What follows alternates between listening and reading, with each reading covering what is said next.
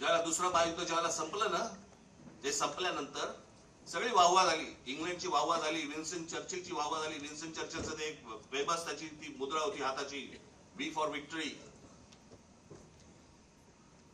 त्याच्यामध्ये फक्त we for victory नव्हतं, वी फॉर विन्स्टन पण होतं, विन्स्टन चर्चिल.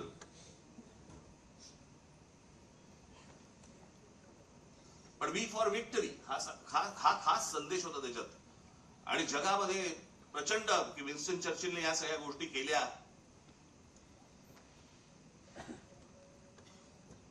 8 महिन्यांनी निवडणुका झाल्या आणि 8 महिन्यांनी निवडणुका झाल्यानंतर विन्स्टन चर्चिल आणि त्यांचा पक्ष हरला. इंग्लंडमध्ये विन्स्टन चर्चिल आणि त्यांचा पक्ष हरला. ज्याच्या नावावरती दुसरं महायुद्ध जिंकून दिल्याची गोष्ट होती, तो 8 महिन्यानंतर निवडणुकीमध्ये हरला. पत्रकारांनी ज्या वेळेला लोकांना प्रश्न विचारले की या माणसाने असं एवढं युद्ध जिंकून दिलं, एवढी तुम्ही वाहवा केली, एवढं त्याला डोक्यावरती घेतलं आणि निवडणुकीला तो हरला कसा काय?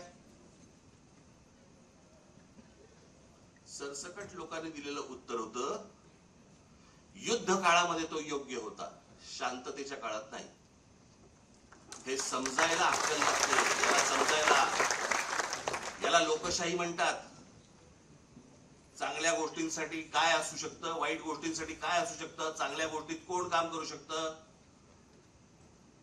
हे समजणारा समाज लागतो. मी नेहमी सांगतो ना की नुसतं शिक्षण घेऊन उपयोगाचा नसतो, शिक्षित असून उपयोगाचा नाही, माणूस सुज्ञ असावा लागतो.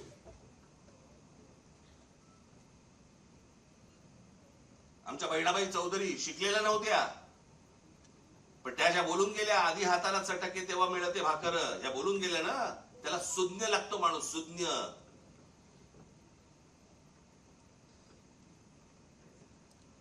आणि ज्या देशामधला समाज सुज्ञ असतो त्या देशामध्येच प्रगती घडते. काय योग्य काय अयोग्य हे कळणं. नाही तर आम्ही आपल्या सगळे उठायचं, कामावर जायचं, तेही जातात कामावर.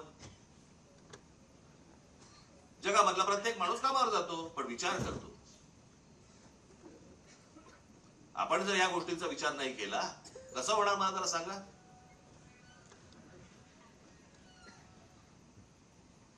आज खरं तर मुख्यमंत्र्यांनी ही गोष्ट सांगायला पाहिजे होती की बाबा मी त्याच्यामध्ये लक्ष घालतो आणि ज्यांनी चुका केल्या असतील त्यांच्यावरती मी इन्क्वायरी लावतो. ते राहिलं बाजूला.